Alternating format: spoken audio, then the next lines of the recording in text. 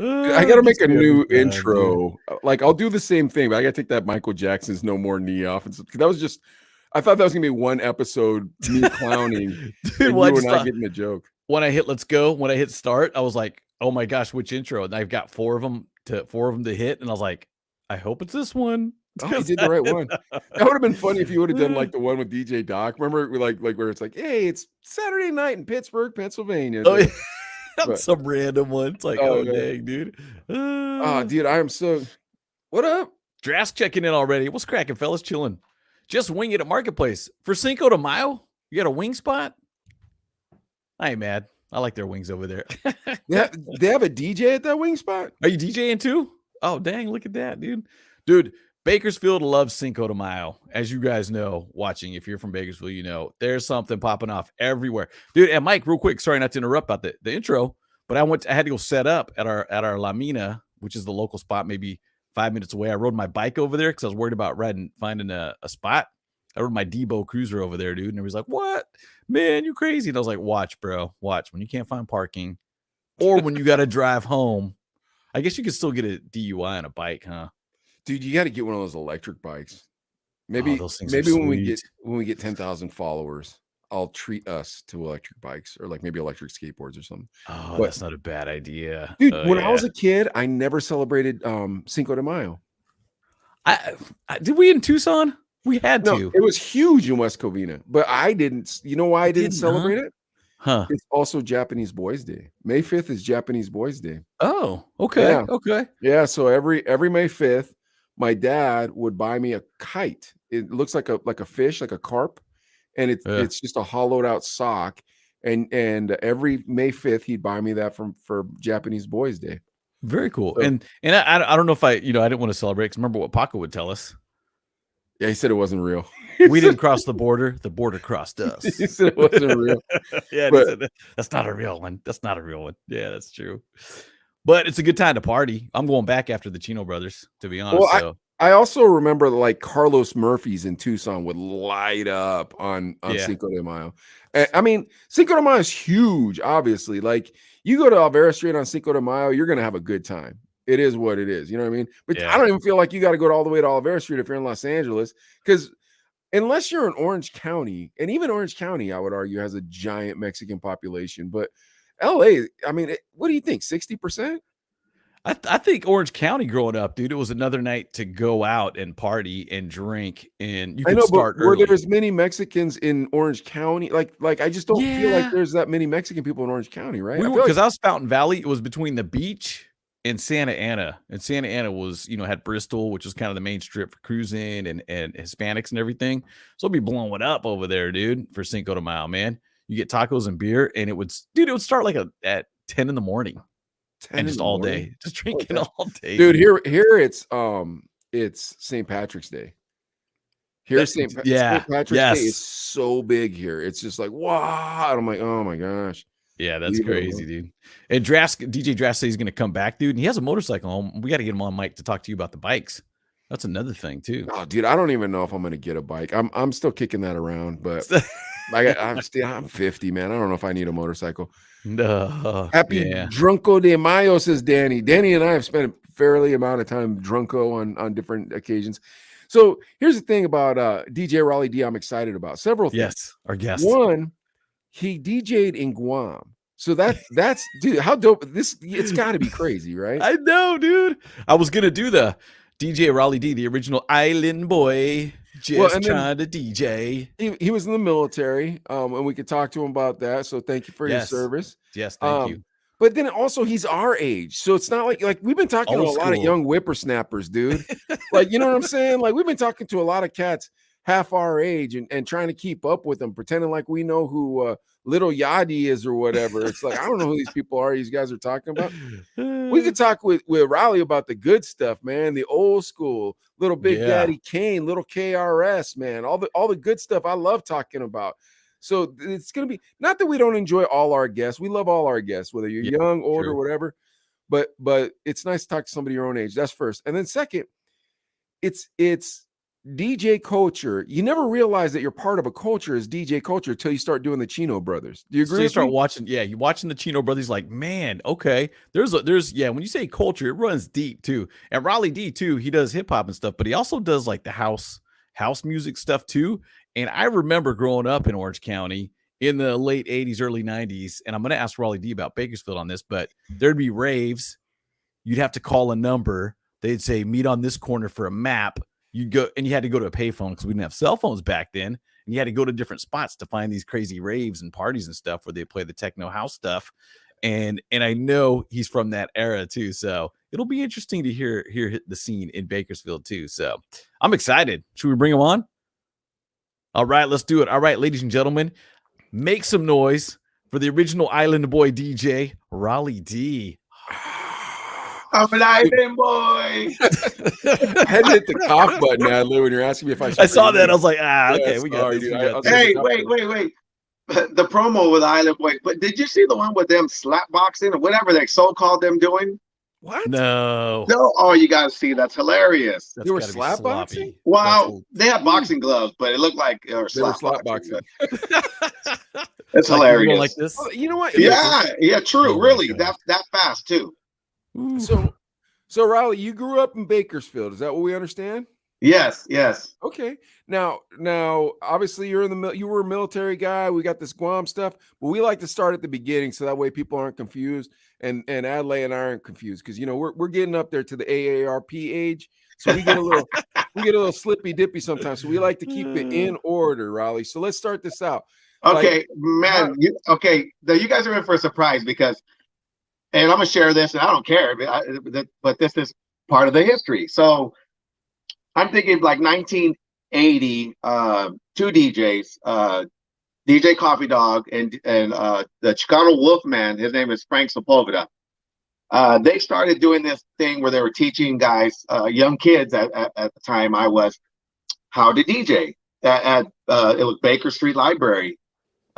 Yeah, it was like 1980. So anyways, Wow, that is it crazy. wasn't That sounds beat like something in a matching. movie. It was just plain music, but cueing the record where it'll start kind of when the other one fades out. And that kind of like jump started my love for music. I've always loved music as growing up, but that right there kind of took a spin. Started hanging around with Joe Sanchez. Raleigh, Jay, what's up? What kind of records were you playing? Man, they weren't 78s, let me tell you that. Okay. You're Not that spinning old. 45s? No, by then it was 12-inch vinyl. Okay. Yeah. So, but what artists? man, back then it was more like Confunction, Slave. Nice. So yeah, and that's kind of what I grew up listening to. Obviously, the Chuck Berry and Fats Domino from my parents. Yeah. But as far as DJing, that's what started it right there. But so I started hanging around with DJs around that time. But like I said, wasn't really mixing a lot back then.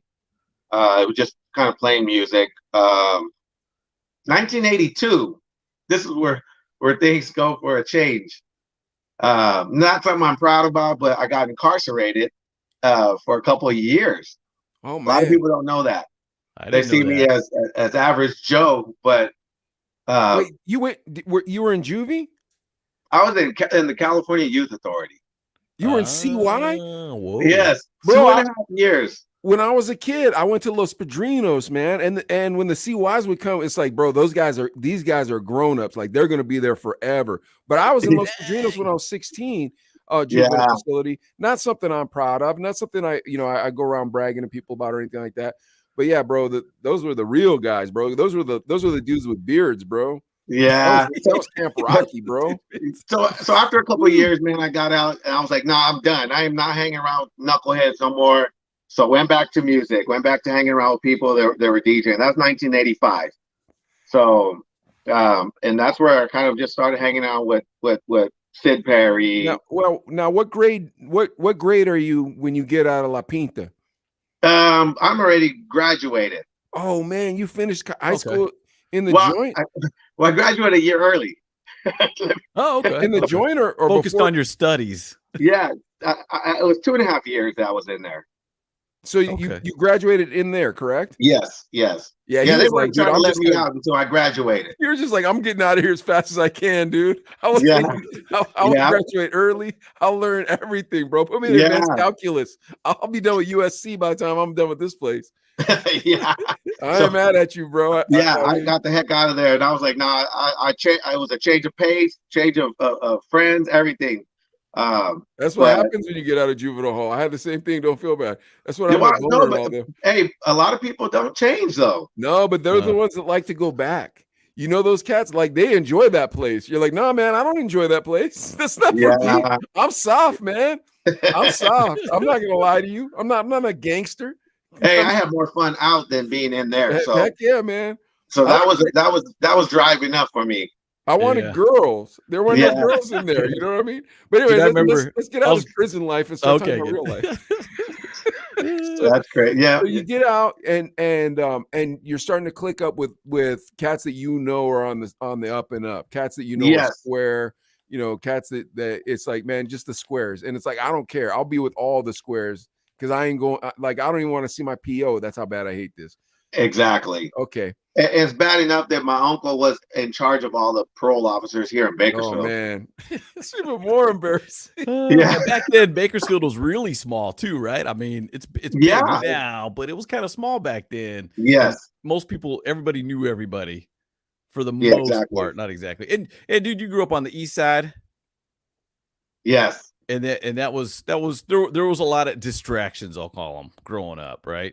Yes, there was. Yeah. And then, family stuff. Like, I grew up like a lot of others, man. Family, not headed the right direction. So it was tough. It was tough. That's a So, tough I mean, one.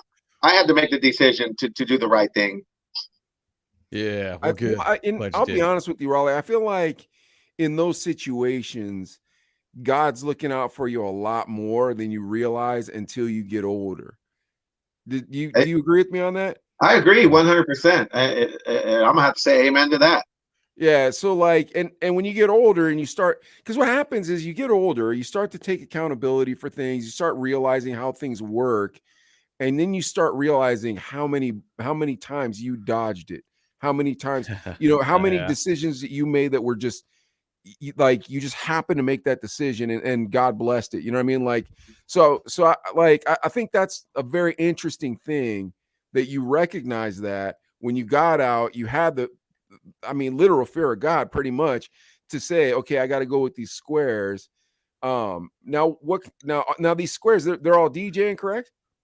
For the most part, yeah, yeah. I started hanging around with just a different crowd, and there were more. Back then they were more into dancing. They were more into music. So Yeah, I shouldn't call them squares. People who aren't yeah, criminals. Go ahead. yeah, exactly. They were troublemakers. Well, some of them were. But like myself, I was still a troublemaker, but a little bit. And dude, DJs were still respected though, because you're playing the music, you're playing the hip hop, you're playing the old school now. Yeah, Back bro, then it was but we all music. know a square DJ. We all know at least Yeah, one yeah, square Yeah, DJ. yeah. Let's be honest with ourselves. And like, you won't say it. You wouldn't tell people that don't know him already, hey, that cat's a square. But you and your friends know he's a square. You know what I mean? It is what it is. So, but yeah, so yeah. you're hanging out That's with funny DJs. because people see me for face value. I mean, they just, the way I dress, the way I carry myself, they'll think that I have that background, but I mean, nothing I'm proud of, You but were young, man. You were a young and kid. dumb. You were a kid, and from what I'm gathering from the story, not a lot of direction from the old people. Exactly. Yeah, I could empathize, bro. I had the same type of situation. When Adelaide met me, we were in our 20s, but Adelaide can tell you I was pretty rough around the edges. What do you Yeah. think, Yeah. Dad? Oh yeah. Yeah. Oh, definitely agree, dude. And that's the crazy part. You've heard similar stories from other DJs about becoming DJs. Like even like there's a few that were just like, yeah, if I didn't go the DJ route, Yeah, who knows where I would have been. And I think that says a lot about the music and the hip hop and everything. Yeah. And you're on the east side. You're seeing, you go to the library to learn how to DJ that's crazy. in early 80s. Yeah. Did you actually go, you know what? I'm getting turntables. When did that moment happen? You know what? I think it was like 1991 is when I got my first pair of Technique 1200s. Oh, Ooh, nice. okay. Off Yeah. the How bat, old you are got the we at this 1200s, point? huh? Yeah, and you know what? Those turntables are still alive. Ooh. And, Wow. Yeah, and good for you. That's yeah. impressive. I know. Well, here's the deal. So when I moved to Guam in 95, I sold them to a buddy of mine that we used to do house music together or do little, we used to do parties together. So I sold them to him, and they're still sitting in his closet. And I told him I'll trade him this brand new pair behind me for that old pair. And he says anytime. So Man, I'm anytime I giving want them to pick those. them up. Yeah, I'd want those techniques back. Yeah. Yeah. Dude, they're built like tanks. Oh However, yeah, Mike and then remembers mine. That was my answer to him. He was like, "Well, they don't look the same." I said, "I don't care what they look like." I said, "You know, they're 1200s. They're like tanks. They run forever." weren't they made in Tokyo in that era too, or something? Wasn't it in Japan or something? I don't I think remember. I think China was the one producing them back then. I don't know, Really? man. They were built pretty But well. they were tough, man. And mine would have Yeah. like the knob would break off, but then I'd have like Yeah. a wire sticking out. I'd be like, you gotta touch these. You gotta hot Touch wire the the wires and make turntable. it Like it was bad. turn on. Yeah. All right, so you start DJing at the library, and now we're getting our 1200s. How old are we when we're getting our 1200s? Gosh, man, I don't know, like 25 maybe. I don't know. Okay. 25. Now you Okay. joined the service at some point here, Raully I, D, correct? I did. I joined the military later. In fact, I went in at 32. The age Oh, cutoff was wow. 34. Holy cow. Okay, we'll get there then. I thought you were, because didn't you kind of Right. gather Adley at 25 when he had his turntables? He was DJing in the military? With I thought the Guam. I even asked him in the green room earlier. Wait, the Guam was not a military thing. That was just how did that happen then? Yeah. What the heck's going on around here? Yeah, my buddy said he had a friend that was working because Guam they have this show. It's like a Las Vegas type show where they do a dinner and then you go to the nightclub afterwards. So he had a Oh, friend that'd that be was so working fun. there that decided that he was going to open his own club there in Guam. So called Sid and said, "Hey, you know, you and a partner want to come out, you know, for a 6-month contract. I'll fly you out your records. I'll pay for everything for the trip. Put you up for in a condo for 4 months." And so Sid was like, "Yeah." It called me and Raleigh, "You want to go?" And I said, "Let's do it," because I want to have something to say that throughout my career of DJing that I have traveled, you know, and I didn't just stay stagnant in Bakersfield, you know, which a lot of other How DJs old were have. you at this point? Man, now you're making me play a numbers game. What's up, Gavin? Well, Mid I'm 20s. trying to figure out, do you I have any mean, mid to late commitments? 20s. Okay, I don't know. 'cause Maybe I was 25, 26. I got you. I'm trying to figure out if you Okay. have commitments, you know what I mean? If you have kids, things like that. Like I'm trying to do the math on that. Because if you're fancy free at 25, no wife, no kids, yeah, I'm going to Guam. But if I got a Yes. wife, now I got to start doing some math on this. You know what I mean? Yeah. No. So yeah, I wasn't committed Okay. 100%. So I was able to get away. So you could just bounce. From Bakersfield and Sid, and he's like, dude, Raleigh, let's go, bro. We can go live in Guam for half a year, hang out, DJ. Everything's paid for, and you're getting paid to DJ on top of it. Yes. Oh, And- dude, I would and be Living the there. life, dude. I Yeah. would be So there. there's a story too behind that. So the guy that sends us out there, you know, we're there.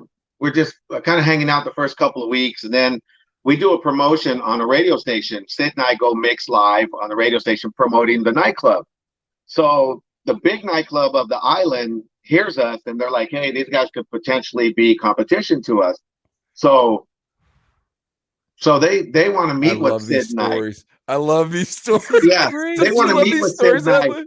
So Yes. Sid and I were like, let's hold on because you know this guy paid for us. You know, let's show some loyalty.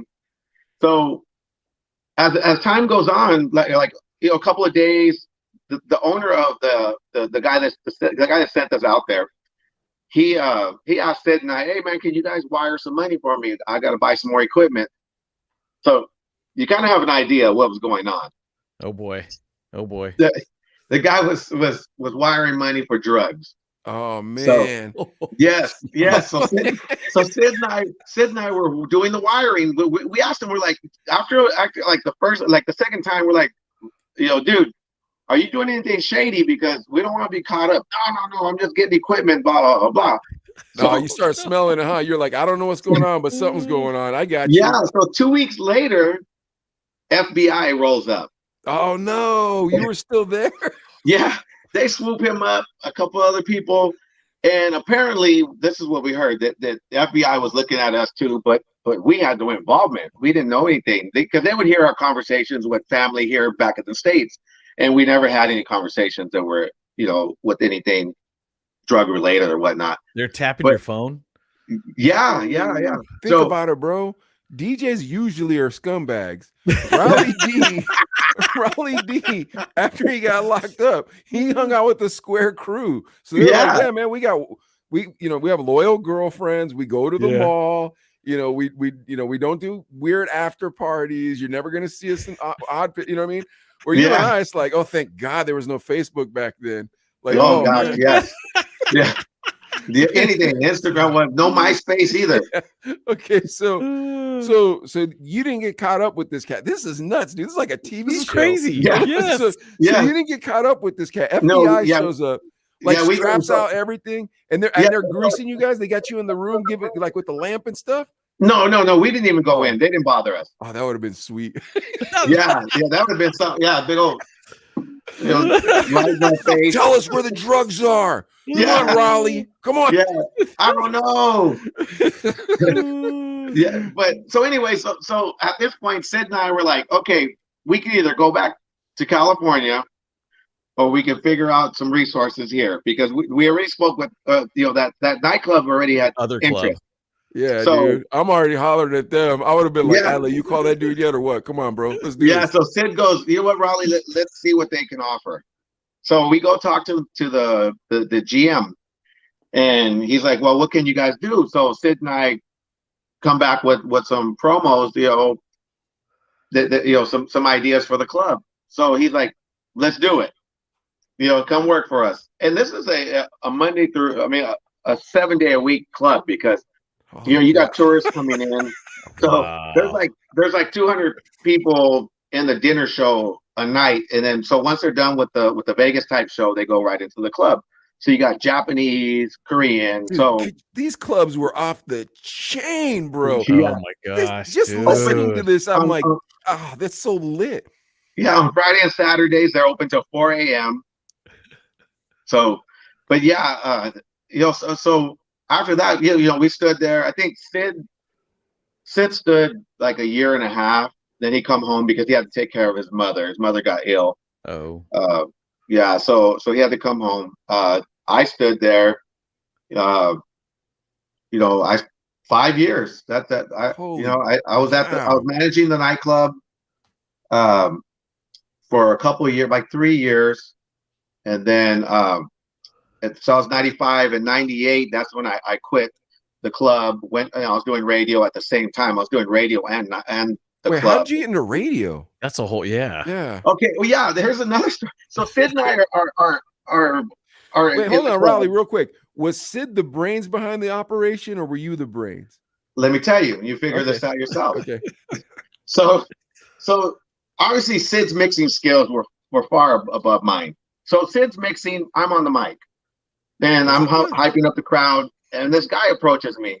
He says, "Hey, I want to talk to you about doing radio." He says, "I like your voice." And I said, "Well, I like your mannerism on the mic." So I was like, "All right, cool." I said, "We'll talk. Where do we go?" So he invites us over to this radio station. So I tell him, I said, "Look, I work with my partner. I'm not trying to jump ship, but we come as a package deal." So when we get there to the station, he's like, "Hey, well, what can you guys do for us? Can you give us write up an outline of what you can do?" So we're like, "Okay, cool. We can do Friday Night Flavors. We can do Saturday Night Live. We can do Sunday barbecue. We can do the weekday workout, 5 o'clock drive." He's like, "I like it all. Let's do it." Wait, were you doing them live, Raully D, or were they pre-mixed? No, everything was live. Oh my god, nothing was pre-mixed. So we were in the studio. we kind of lived there between the radio station and the nightclub. That is bananas. That's yeah, an insane schedule. Yeah, it was. And then, I met my wife, who is my wife now. I met her at the time, and we were dating. And then, but dude, she'll invite me to her house, and I'd fall asleep like that, just watching TV. Oh yeah. Like any chance I got to sleep, I was trying to sleep. But man, but like I said, we were on the go. Sid and I were on the go for a long time. And then the radio station, that may have to be another show, because that was crazy in itself. There was no FCC regulated or people regulated FCC there. Really? So, in Guam, you have no FCC regulations? Well, we didn't get regulated. We were on the air getting drunk. Yeah. Wait, is Guam an American territory? Like, where is Guam? Like, I know it's American. Guam is a U.S. territory. It is, right? Okay. Yeah, in the South Pacific. So it's kind of like Puerto Rico, where they're owned by the U.S., but they govern themselves. Yeah, exactly. Yeah. Okay. But yeah, so and here's another thing too. Our names. So Sid and I come up with the Black Man and the Mexican. That's our radio name. So original. Yeah. Wait, who was who? I guess I forgot. I guess if you're in Guam, though, you know what I mean? It's like, hey, we ain't Guamanian. Everybody else here Guamanian. So. Yeah. Well, Guam is filled with a lot of military personnel as well, because there's a Marine base, Air Force base, and 2 naval bases. Oh, wow. Oh, yeah. Okay. Yeah. So they're inundated with military. So as the station was getting ready to kick off, the station, for the first, I think it was 48 hours, it was all just construction sounds. Jackhammers, everything. So the station was under construction. Oh. So we kick off the station, and we sound just like Hot 97 in New York. That's people will call in, man, I feel like I'm back on the East Coast, because we're playing East Coast, West Coast, and just, all the vibes, Cream. Did you get into that dirty South? What's that? Did you get into that dirty South? We played everything. So nice. Yeah, cuss words too, because they had no FCC. Dude, can you imagine that? Oh man, I've been cussing so much on the radio. Oh yeah.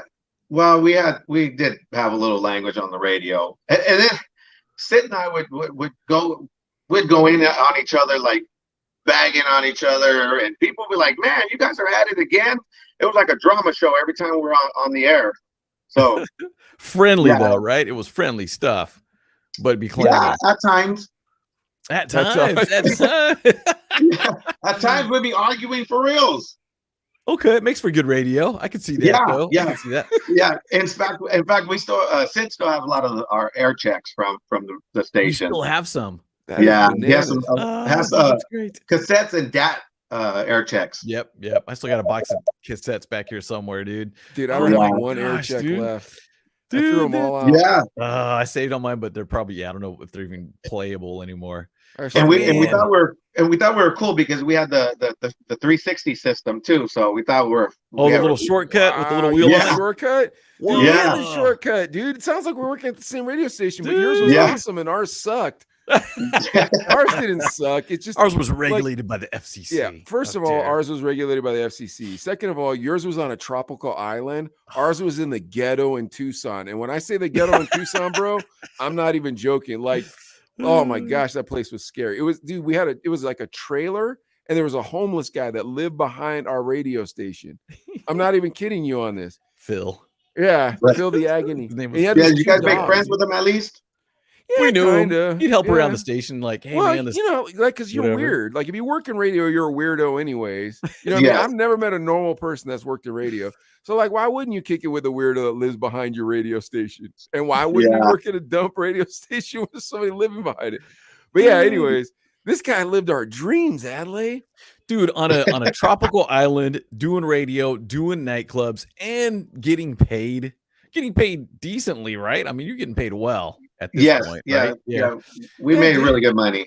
They also had a racial name just like us, the black guy and the Mexican guy, and we were the Chino brothers. Look at this. That's true. Like Back in the 90s, you did that stuff. They were the way better version of us. We should have the black guy on too, man. What's going on around here? Next time we have you on, black Raully. guy. Next time we have you on, Raully, we'll have your old radio partner on with you. And we got to get Sid on here, dude. I know him. I know Sid from, we did that club, that Casadores.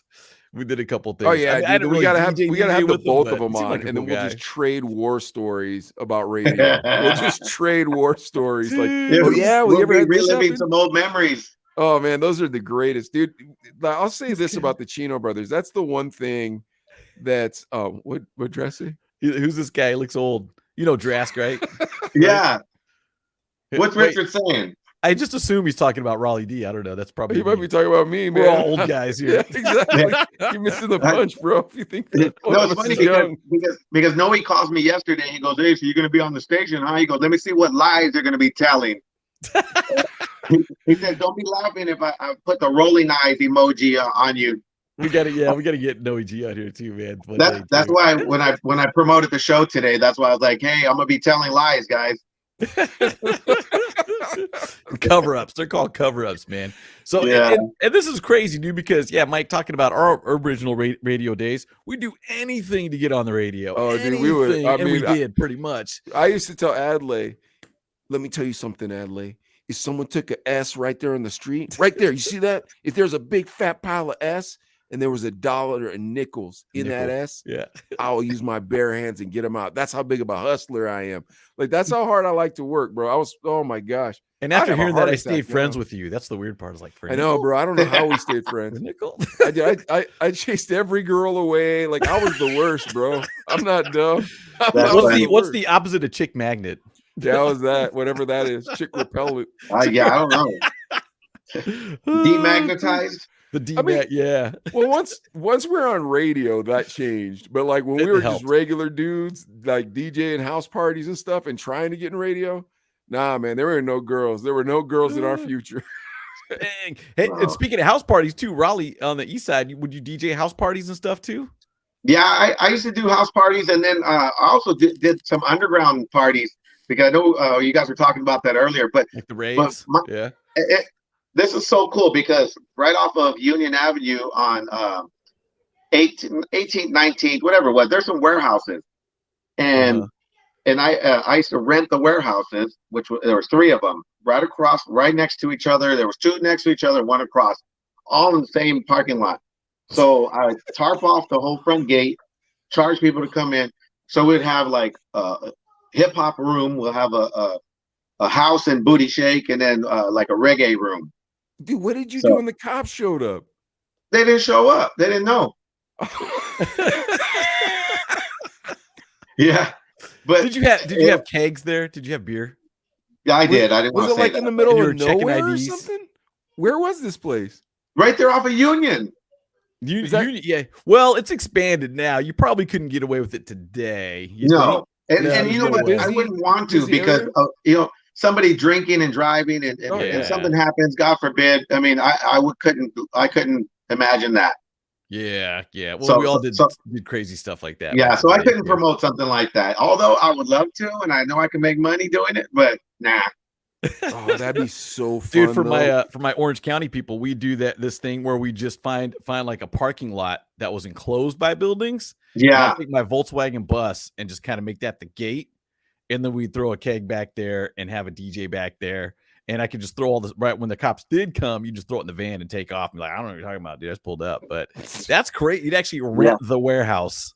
Yeah, and then I did another one right there on 19th Street, almost across from the Burger Hut. Okay. So those areas, I would tell them, hey man, how much you guys want to rent the building for? We're gonna do a video shoot. Oh, they'll divide the month up into one day, so it's like $250 for the day. You rent it all the day. So I rent it, throw a party, and make my money, and we're done. Genius! So my gosh, I know, dude. That is so smart. And the cops never came. No, because it's in a warehouse. in the middle There's of no nowhere. drama, He's not dude. I there's guess no you house know. right next door to there. There's not an old lady. You know what I mean? Like some old lady whose granddaughter lives with her, lives next door to the house party. A bunch of high school kids flipping Genius. her off. No, Yeah. you're in the middle of nowhere. Cops don't even know. They have no problem with loud noises at a warehouse. You know? Yeah, and I was thinking, Yeah. did you guys just make flyers and everything, or just phone? Oh Or yeah. Yeah, we okay. did flyers. Yeah, we didn't do the phone thing. That was LA. Okay, okay. You didn't Yeah, need to no in one could Bakersfield. afford phones here. It was We just couldn't even flyers and afford passed 10 them out cents for the wherever. phone. Net Man, zero on your phone that's plan. bananas though. That man. How many people would go to these parties? I would get like 100 plus. 100 plus. Okay, so a decent sized party. Yeah. Got it cracking. And you do the DJs, the sound. Who would DJ these gigs? Yeah, we had like DJ X-Ray, Okay. DJ Oh, you had Slice. name brand DJs. Nice. Okay. That's sweet. Yeah, Sid Perry would come down from LA to spin because he was living in LA at that time. So Dude, he would come down. I heard Noe you'd want I heard you'd want Noe G to DJ, but he couldn't reach the turntables. Yeah, I had to get him a step stool. Just kidding. There's Noe G checking. There he is. There he is. See the eyeballs? He's got his eyes on you, man, making sure it's all legit. Dude, you know, I just realized this about like crazy house party type of stuff that you guys are talking about. You can only do that when you really are kind of poor and don't have a lot to lose, or when you're a mad baller, like nowhere in the middle. Because if you're poor and you ain't got nothing to lose and kids are driving drunk and it's all on your dime and all this stuff, like, you kind of don't know what life's all about. But I think back then, but it was just young and dumb. You didn't care. yeah. Yeah. But So, if you were like a baller, like a billionaire style baller, you could do it too, though. You could be like, I rented out this warehouse. Everybody have a great time. I got Ubers for you as well, so I know that you'll all have a safe ride. Here's we my got the party fire bus. We'll permit. drop you home. Yeah, here's my fire permit. Here's my insurance. You know, like you got to be a baller to pull a party up like that. And speaking of that, fire permit and all that good stuff, and that was a couple of ways that, because I heard you guys pregame talking about raves, and that was a couple of ways that we did raves here, and they were pretty legit. Radio station KKXX, they in Bakersfield. Yeah, they promoted it. The Baker Boys played. It was Mike Freeney played. So yeah, we have some pretty dope DJs that did. That actually was techno back then. So, but yeah, those were promoted by KKXX. Dude, Bakersfield was popping back in the 80s and 90s, because you think like, dude, did this happen in other towns? Was Fresno doing stuff like this? Who knows? But it just seems like I don't think any city's like Bakersfield when it comes to this DJ and stuff. It's insane, dude. And to get the dance floor popping though, dude, at this time you're playing hip hop, but you're also playing the house techno stuff too, right? Yes. Yeah, you know that 90s house, you know how that went. Yeah, just upbeat and dude, I gotta ask, what were some of your favorite cuts from back then? What were some go-to jams in the house side? I like Artie There's One some Man O's Party in this house. There's some O's in this house. Yes, that was one of my favorites. That was one of my favorites at all, especially at the house parties. They love that stuff. Huh? Yeah. So many good ones too, dude. Oh my! Where did you get your records from? Because I'm sure there was hip hop record stores, but we would have to go to LA a lot. On Melrose, there's a lot of shopping on Melrose. Every one of these Bakersfield cats tells us the same story. Gotta go to LA, huh? Did you go to Street Sounds across from was it Hollywood High, Fairfax High? Yeah, upstairs. Yep. That was my spot. I had a VIP card, dude. I gotta see if I can find that. The VIP, laminated card, dude. You get like 5%. I had a buddy that worked there as well.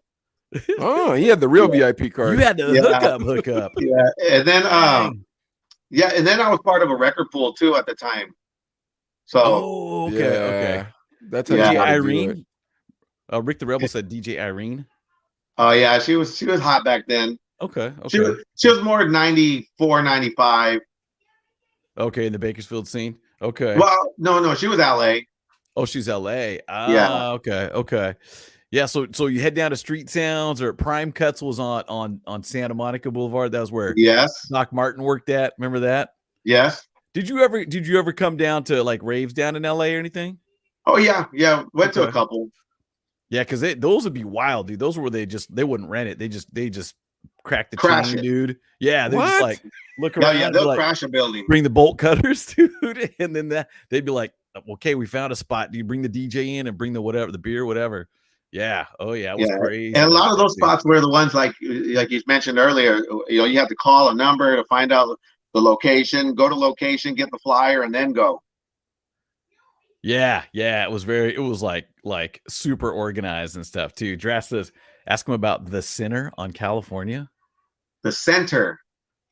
Oh, is that what the center? Oh, the Yeah, center. Josh has issues with spelling. He's a DJ, man. Come He's on. gonna like that one. I'm always on him. Oh my gosh, dude, that's great, dude. So you do the house parties, you're doing the warehouse things. You go to Guam to DJ.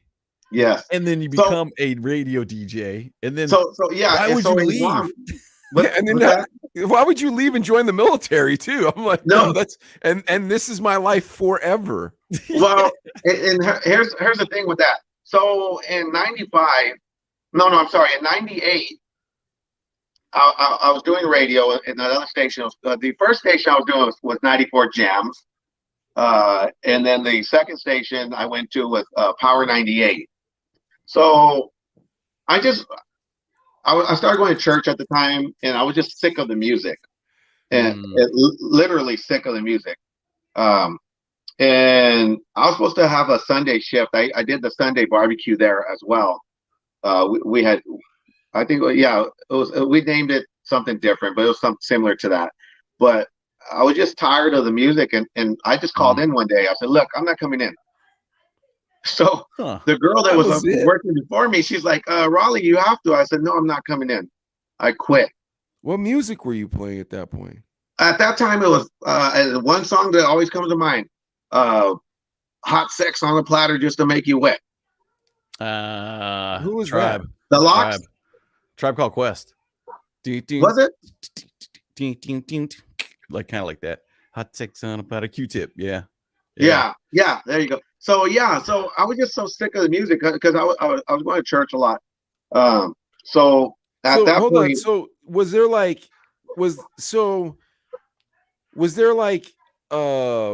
a point of like reformation or salvation or like something to that effect? Like was there like a renewal with your relationship with God? Like what? How does this? Yeah, I mean, how does this change this? Go ahead. Well, we so at the time she was my girlfriend, fiance. We were going to church. We had gotten baptized maybe 6 months before that, but we were just so involved with church. We were doing, outreach stuff, and we happened to have that day we were doing it was like a concert in the park, and doing worship music. I was just so sick of hearing everything else that I was playing on the radio. One cool thing though, I did have a Saturday night show, and from 10 to midnight I would do gospel hip hop. And nobody knew, nobody was saying anything.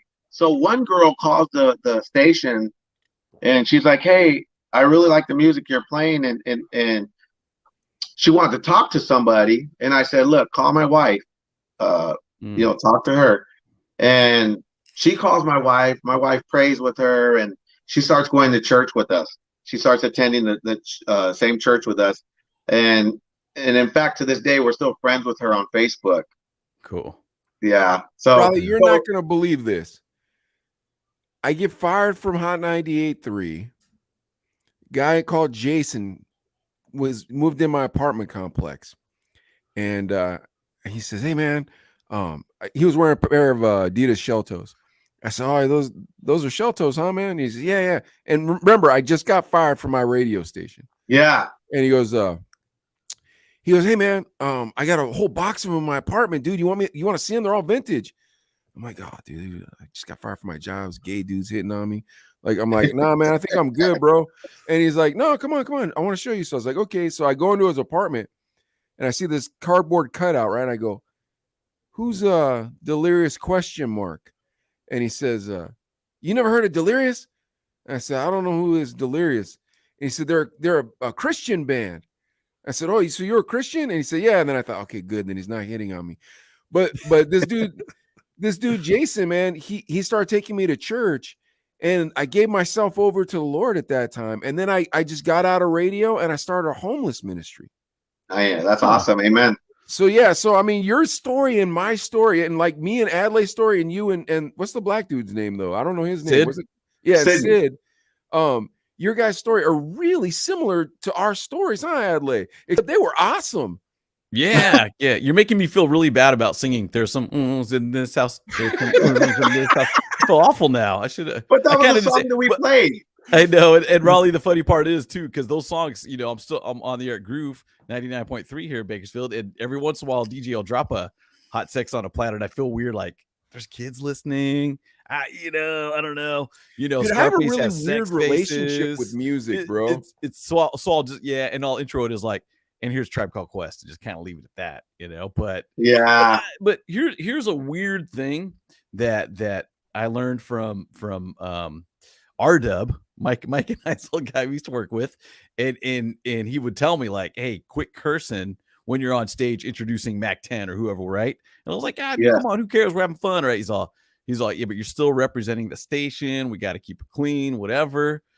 And I'm like, yeah, but that's why R-Dub was whack, dude. Don't ever believe a word that man said. But it was really weird, right? But when there's kids in the audience, when there's family, you know, I don't know. It's just, I mean, if there's young people, I agree with you that it's like, all right, I don't want to play vulgar music to young people. Yeah. Well, and then too, I mean, what difference is it if you announce somebody without the profanity versus using profanity? They're going to receive it. They're going to receive it regardless. No, hey, next up is Mac Dre. You know, hey, next up is Mother effing Mac Dre. You don't have to use curse words. Like, I feel like, I'll say this: if you can get things cracking without curse words, you have twice as much skill as someone who has to use curse words. Yeah, and the whole thing of DJing is letting your music speak. Yeah. Yeah, and that's an interesting point you bring up, Mike, too.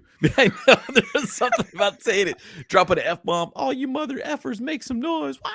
But at the same time, yeah, you're right. If you can rock a crowd, and this kind of applies to like hip hop and rap in general, I think too. If you can spit verses and not curse, I think that's a skill in its own. Because I felt like Mike too, when rappers want to come up with freestyle. I don't know if you experienced that, Raully D in Guam.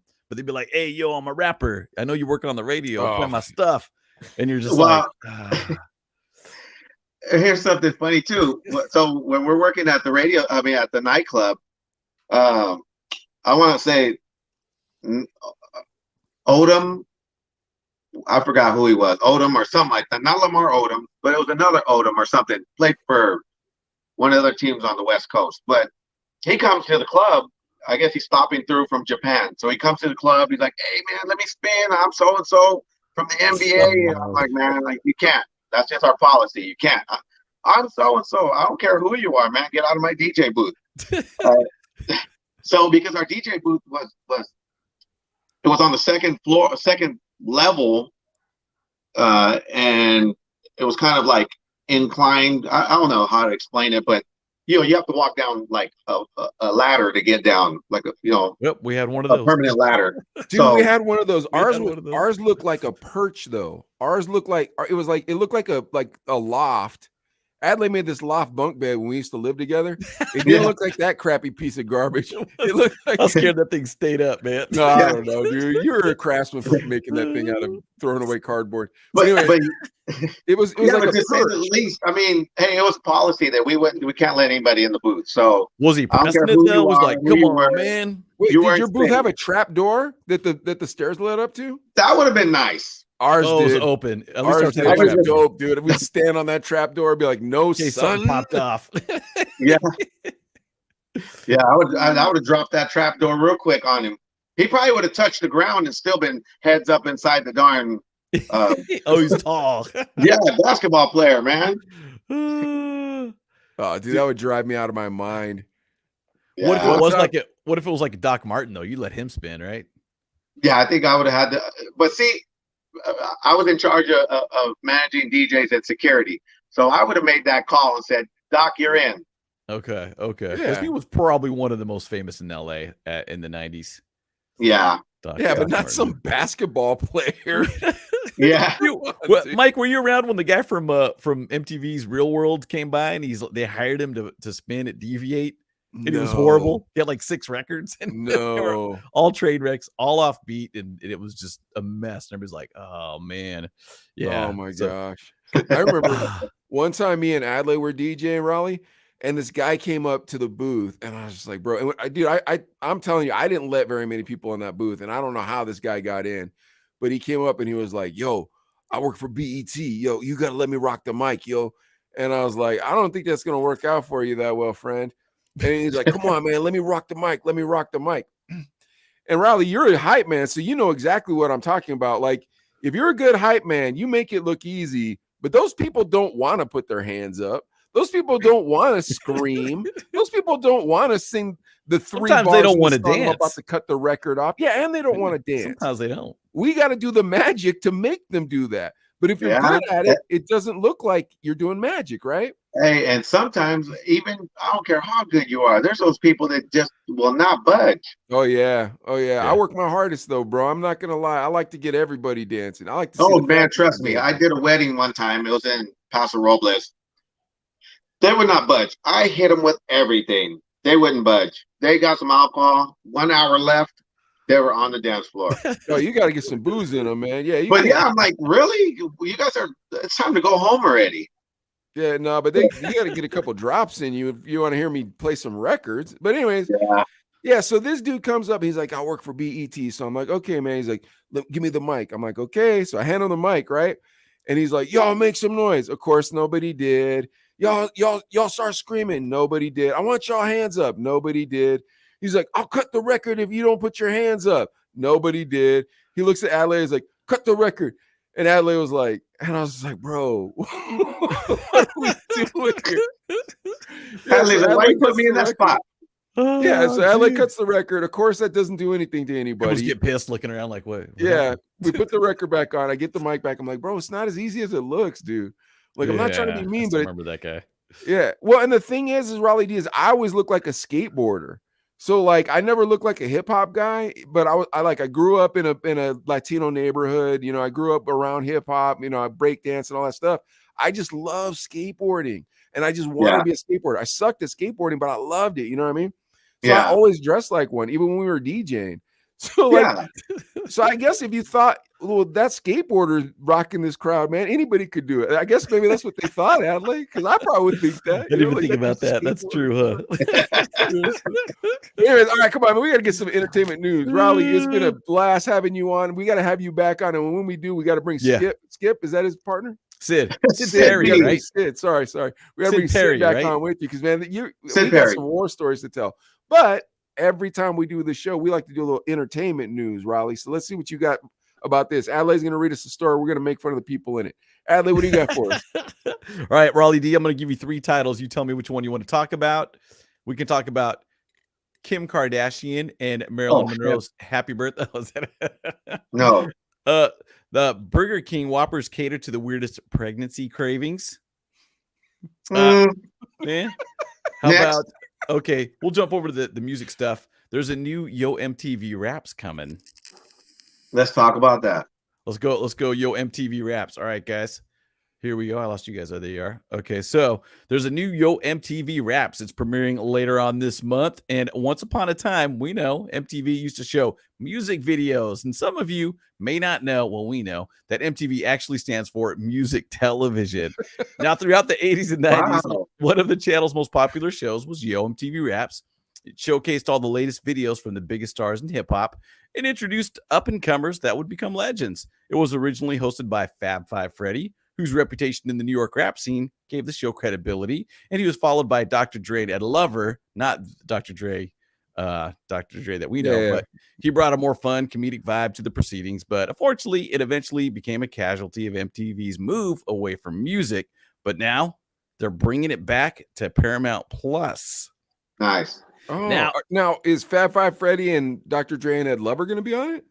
Now it looks like the new series is going to be hosted by rapper Conceited and DJ Diamond Cuts. Yeah, Boo. I don't know, but there's going to be live performances. There's going to be ciphers and then some lifestyle content. Rapper Freddie Gibbs, anybody? No? Okay, he's going to be on the first one. There's artists like IDK, JID, Lotto, Saba, Shinsia, Boo. and Trina. Listen, Trina's going to be a special. Like 1 out of 13. I want Fat Joe. I want Buster Rhymes. I want, let's see, who else would I want to see over there? Oh, dude, Talib Kweli and Mos Def doing that Black Star stuff they just put out. Yes. Let's see, who else? Redman. Who do you want on this list? Anybody 90s hip hop, I would think. Yeah. Bring it back to the 90s hip hop. The good. Before all this mumble rap. What's worse? Like listening to an artist that you liked when you were young put out a dud, or hearing an artist you've never heard of put out a song you think is dope, and then you hear the rest of their music and it all sounds like blah, blah, blah, blah. You're like, oh, you got me. What's I mean, 90s, it has to be, just like someone mentioned right now, Death Row. I mean, bring any artist on Death Row. Yes, dude. And I think I was talking to you, Mike, about it. I was listening to Snoop Dogg's Back on Death Row Records. He has like an album around that, and I'm like, this is really good. It's got Nas on it. It's pretty dope. Dude, I gotta listen to it. Yeah. And then someone told me today, I was like, he don't write his own lyrics, right? It's one of these new young cats. Oh my gosh, he's a Joyner, the Joyner guy. What's his name? Oh my gosh, he's from LA. But you're like, I don't know if it ruins it for me or not, because his flow is still pretty solid. If it sounds good, I don't care. Yeah, but you have to think about you have to think about a lot of those rappers. A lot of them people had ghostwritten for them. Yeah, true. Even Jay-Z wrote for Dre, right? So I guess in the immortal words of Puff Daddy, don't worry if I write rhymes, I write checks. You remember when Puff Daddy said that? That's right. Don't worry if I write rhymes, I write checks. Hey, Mace, whatever happened to Mace? Yeah, he tried to come back. He tried to come back. Mace was dope. It was, yeah. He had one comeback song. It was like a positive song after he became a pastor. So because he did become a pastor. I remember that. You played that on Saturday night at like 10:30, Raully D.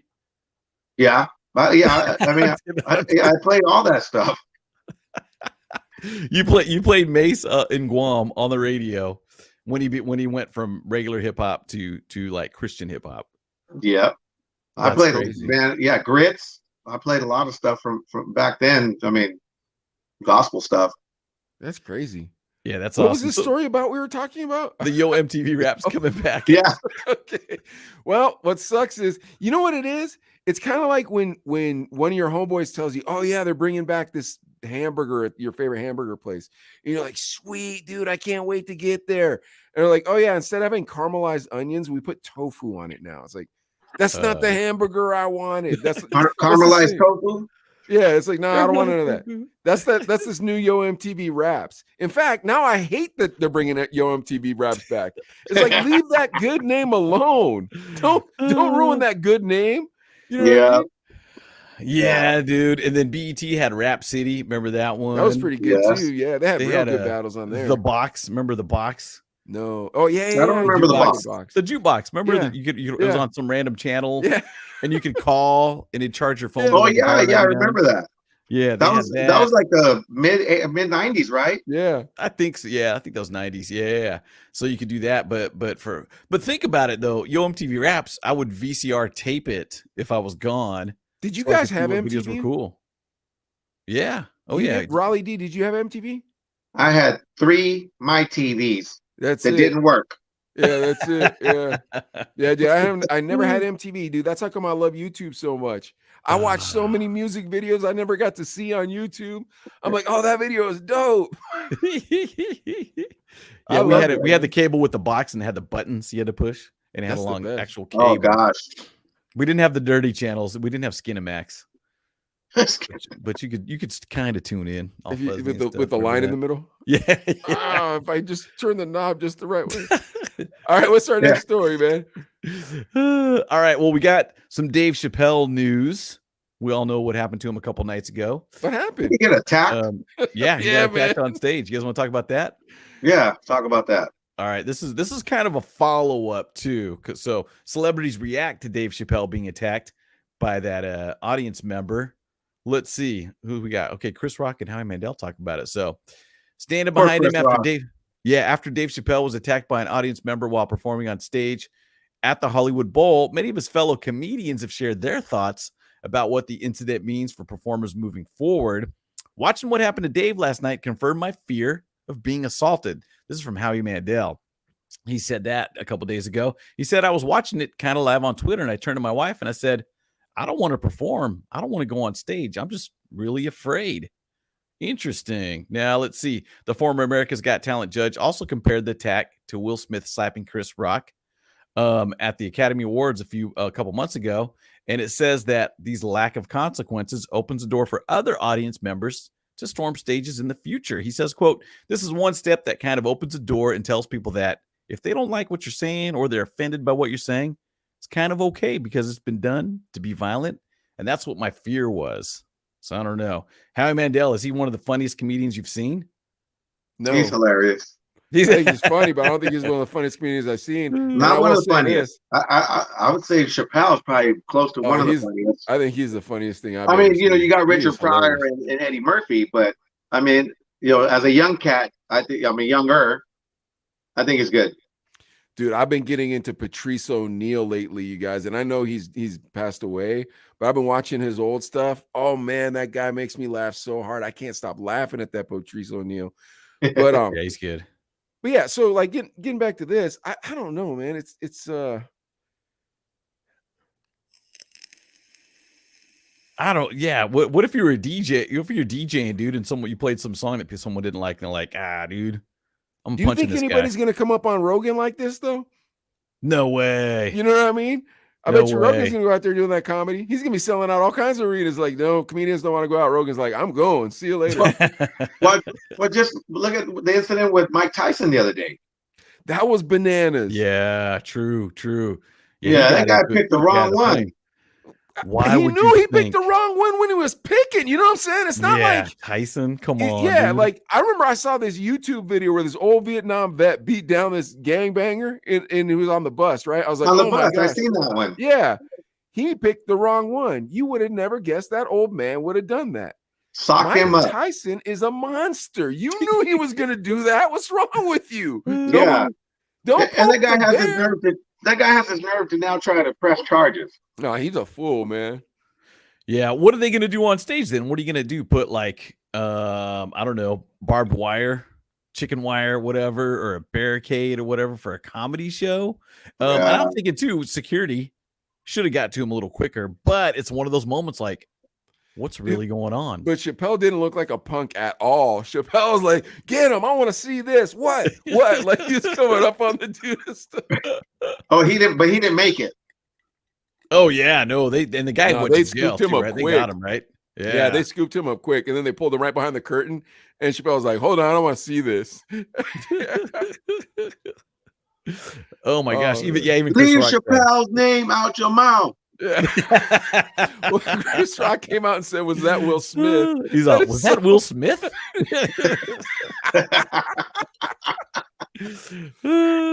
Even Jamie Foxx, you heard him. Yeah, Jamie Foxx is like, I thought that was part of the show at first. I didn't know what was going on. He thought that Jamie Foxx thought it was part of the show. Yeah, at first he can't, because they came on after the incident. They came back on stage and he was saying that. I thought it was part of a show. Yeah, Dude, that felt cat, bad. Think about the price of the ticket that cat paid so that he could be a kook. Do you think maybe like he just wanted Dave Chappelle to know who he was? Nah.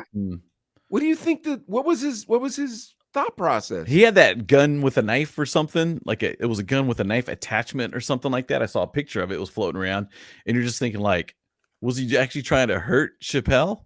Because Chappelle, dude, we know, dude, he had that last one, remember? And they tried to cancel him on Netflix. Remember that? And they wouldn't, because they're like, he's one of our top performers on Netflix. We're not canceling him. Is this dude like a LGBT FJB like warrior trying to get at Chappelle? Is that? I don't know. It doesn't really talk about it. It just says the guy's name, Isaiah. I think Isaiah. What was it? Whatever. Isaiah Thomas. Isaiah 'Cause Thomas. why would he want Isaiah like Lee. what person in their right mind would want to hurt Dave Chappelle and then specifically would think that that was the place to try to do it? I don't know. You just And got to maybe figure. that's the reason he chose that place, because he knew there was a ton of security. He was never going to reach that point. Well, why would he do it in the first place then, Raully? So he can get caught and look like he's doing something. But you So look he can like get saved by security, and then also look like he was attempting to do something cool. What cool is that? You look like a lunatic. Well, it's kind of like those people that try to pick a fight. Then once the security gets there, then they start acting like they're the craziest person in town. No, I agree with you, except that those guys that you're talking about who are sissies until the security shows up to essentially protect them, they don't pay $2,500 for a ticket to see Dave Chappelle only to try to tackle him, because I can't imagine those tickets were cheap, right? Nah, they weren't cheap. There's no way.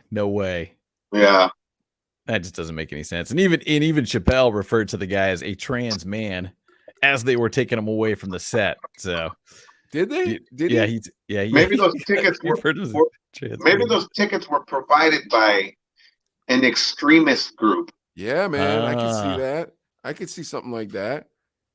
Oh my gosh, dude. Why do people gotta try to screw with things that we enjoy? It's like, look, just let us enjoy things. You don't enjoy it? Fine. I don't enjoy some of your stuff. There's nothing wrong with that.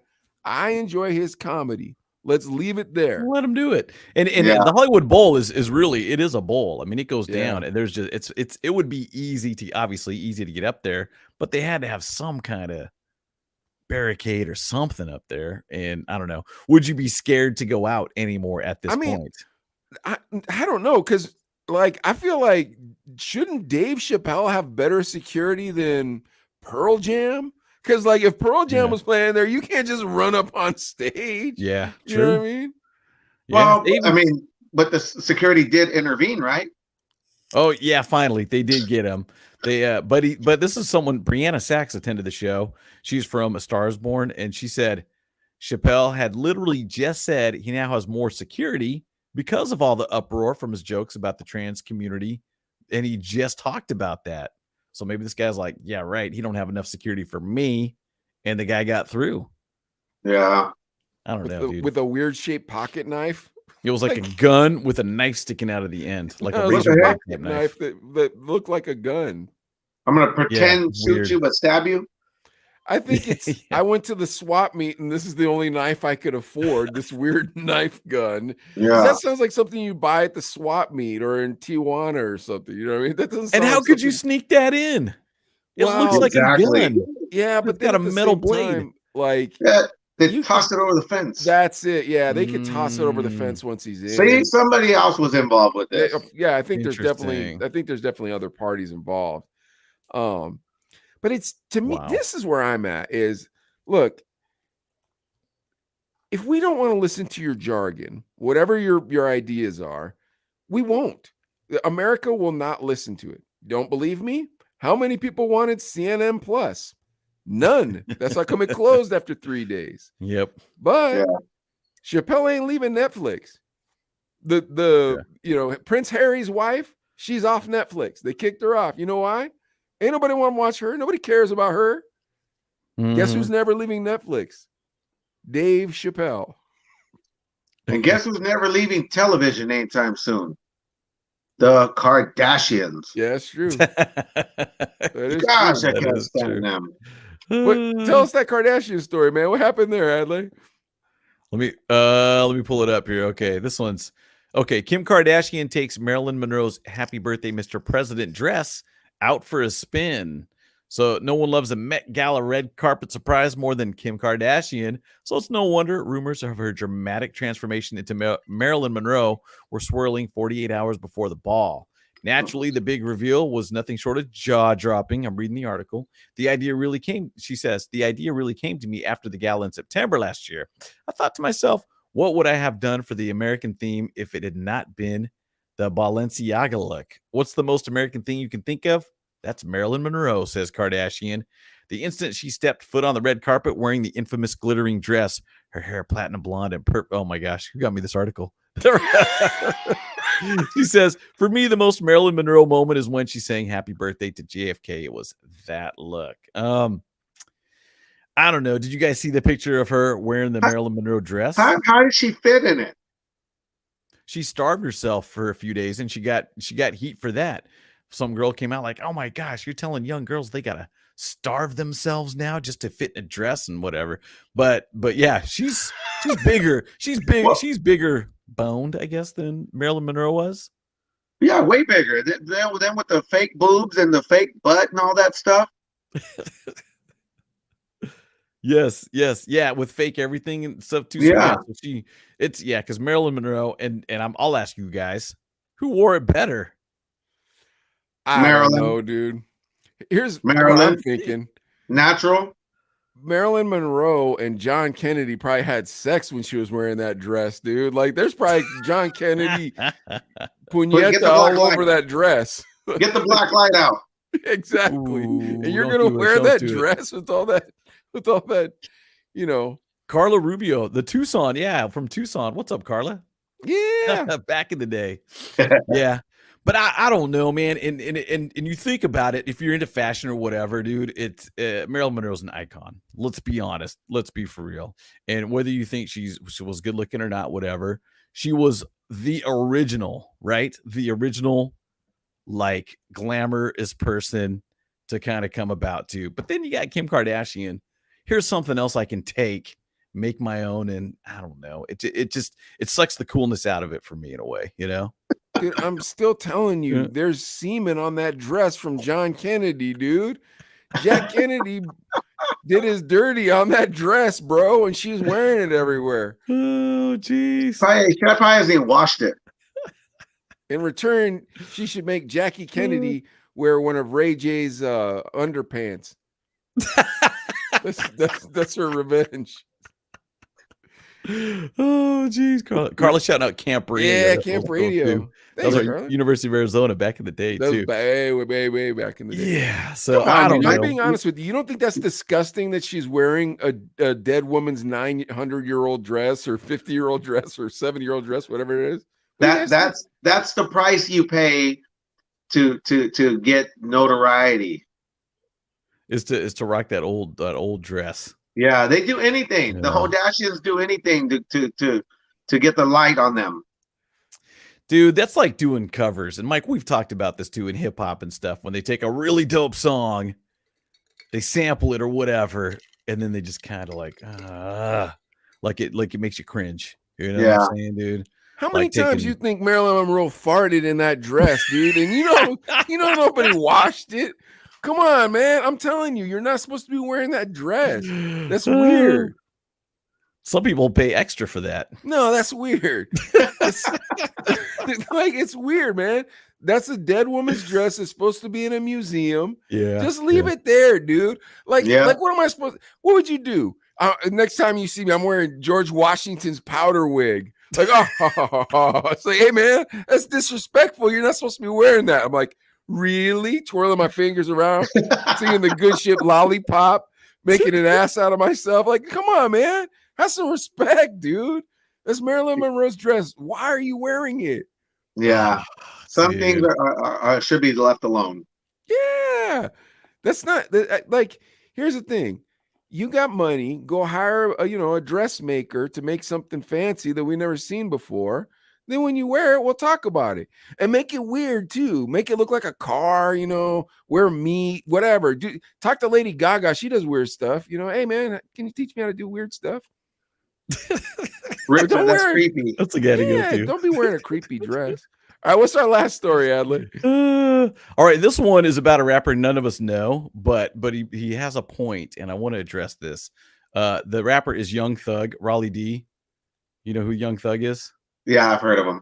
Okay, heard of him. So he says he has a comment. He says Young Thug believes men shouldn't have kids if they're broke. Now on Instagram, he posted a video from a studio, and he says, "Quote: God needs to set some rules. We need new rules. We need a new oath.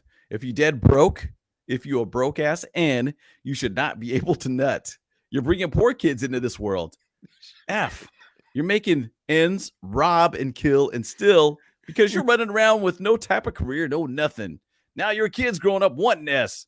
Your kid's growing up looking at Thug and his gang. I don't know. What do you should there be I income think Young Thug requirements when you is have I kids? think Young Thug is onto something. He's onto something. He's onto something. If you're broke, you shouldn't be having kids. I mean, it's tough because I don't disagree with the statement. I waited a long time to have kids. Like I made sure my money was right and all that stuff.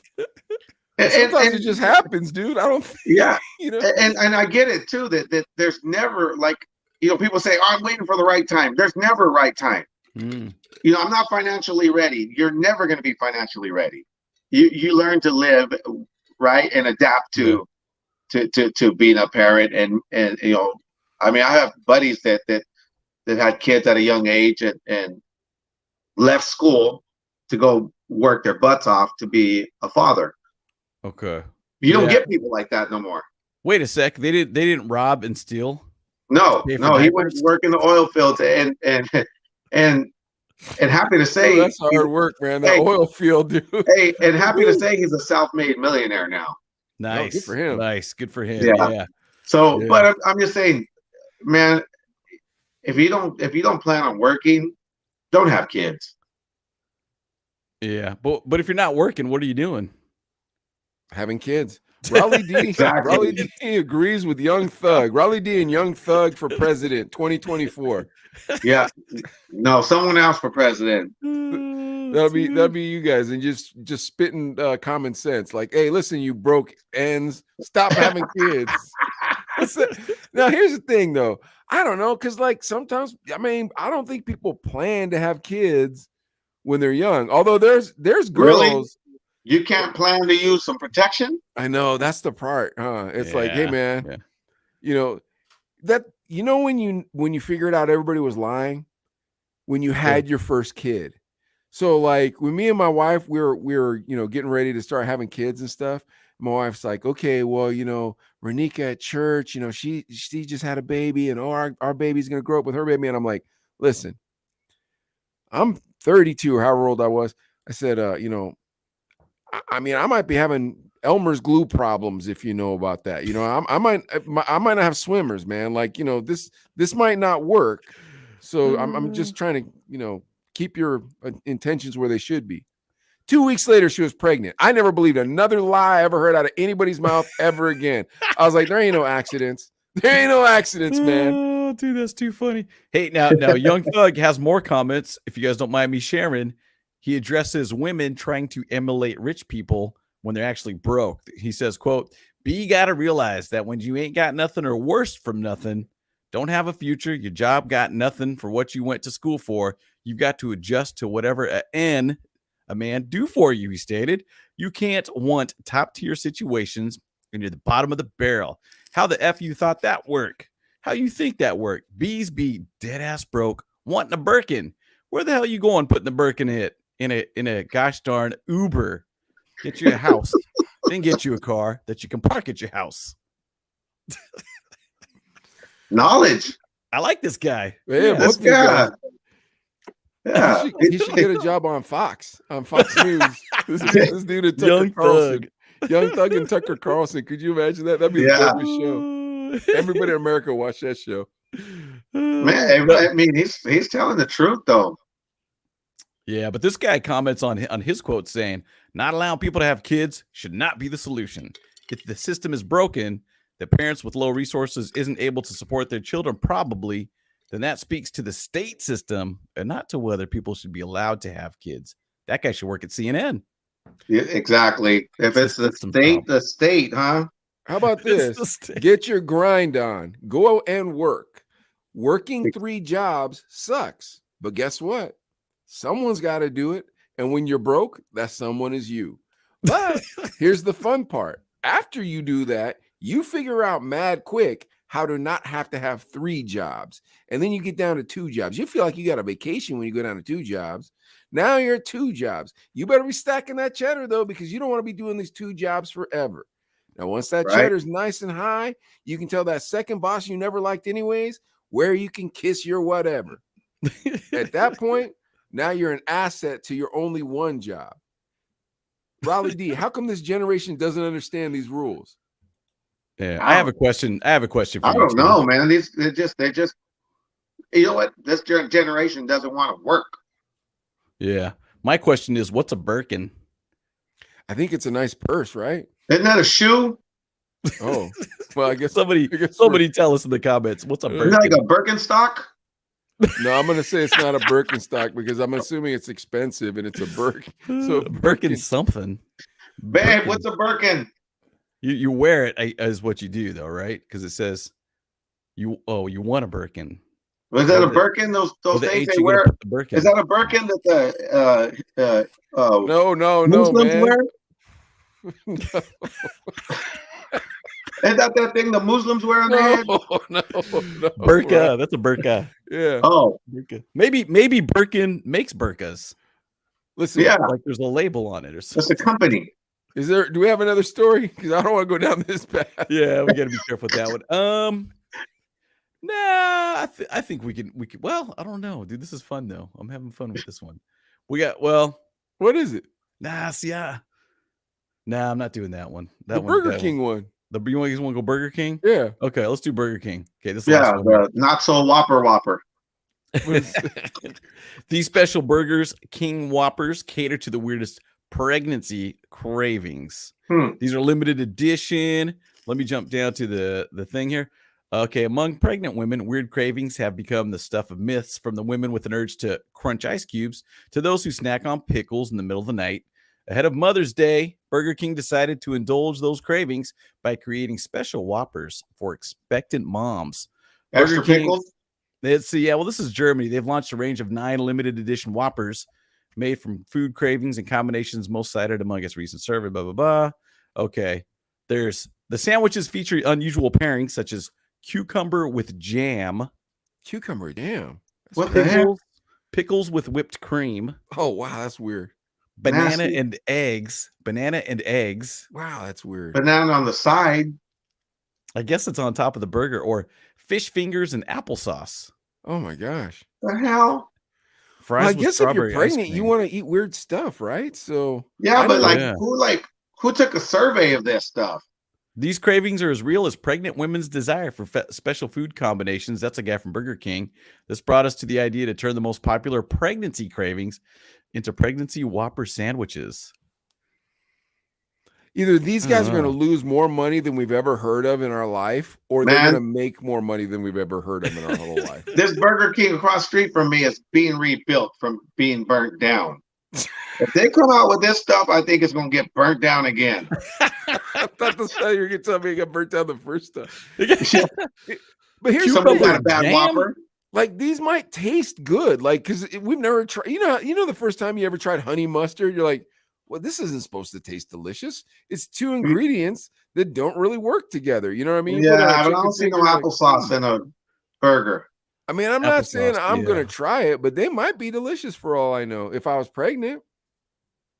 Yeah, they actually apparently did a survey. So it said, I just lost my site here. So these combinations these are most cited among its recent survey of pregnant women. So they asked a bunch of pregnant women, what are you craving? What do you like? And these things came up. Survey says? Wow. Yeah, pickles and whipped cream. Do you guys like Burger King, or do you like I'm not a fast food person, but if you could pick a fast food and it can't be In-N-Out or El Pollo Loco, because those are both like you could eat those every day pretty much. All right, so if you could pick a fast food and they can't be those two, where are you going? Carl's Jr.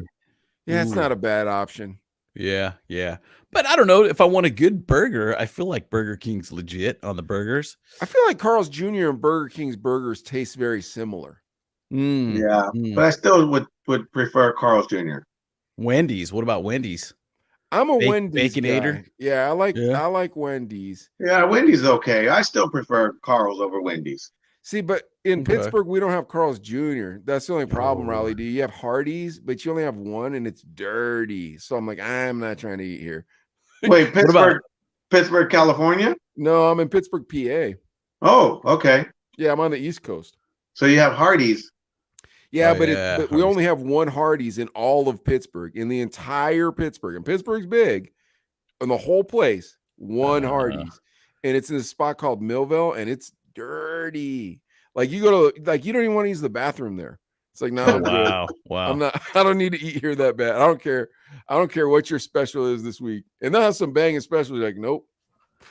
Yeah. Tommy's Rick the Rebel. Tommy's is nice. Yeah, I guess if you're gonna sneak one in, I think. Yeah, but Tommy's is Tommy's a real fast food burger? That's what I say. That's why I say, like, Tommy's, I think, is with In-N-Out. Like, you can't say the Habit, you can't say In-N-Out, you can't say Tommy's. But I mean, if you could sneak Tommy's in, that would Tommy's be the one fries are good. in. Tommy's everything's good, Yeah, bro. Tommy's like is delicious. Like, Tommy's is delicious. We had one in Bakersfield. It closed down, dude. They closed Really? down. Yeah. But I think it was in a weird spot though. The problem was there was a Tommy's in the mall years ago. There was, huh? Oh wow. Okay. Okay, that was before my time. Here. Yeah. I guess because Way it's a chili long. burger. So, like, if you're not accustomed to it being a chili burger, you're like, why am I eating a chili burger? It's like, because you're eating Tommy's. But that's not something that's normal, right? Like In-N-Out, on the other hand, it's like, what am I eating? A fresh hamburger. Wow, that's delicious.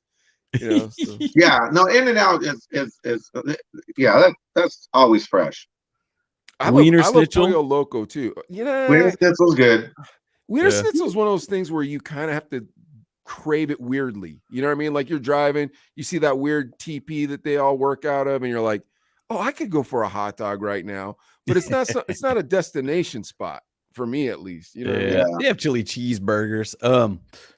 What about like a Del Taco? They have burgers. I haven't had a Del Taco burger. Yeah. Those are decent too. Nobody said McDonald's. What's going on? Nobody said McDonald's. Diarrhea, bro. I'm not, like, we're getting closer to the diarrhea area now, bro. Like I can't do Del Taco. Yeah, the Taco Bell of burger joints. Yeah, I can't do that. There's White Castles out here. I can't do White Castle. Ooh, those are weird. White Castle's harsh. I don't get it. But yeah. All right. Why don't we wrap up? You guys, thank you so much. Raully D, thank you so much for being on the show. It was amazing. Great stories. Wonderful. We got to have you back on. Definitely. We'll have you back on, but we're going to have you on with Sid Perry. We're gonna get all right on here. But we're going to let you guys go. Please follow us on YouTube. We're at about 6,300, but like Adley says, over 2 million views. Yep. You can watch our latest videos. All right. But we're going to let you guys go, and that's it. And all right. Guys, have a good one. Later. Boom. And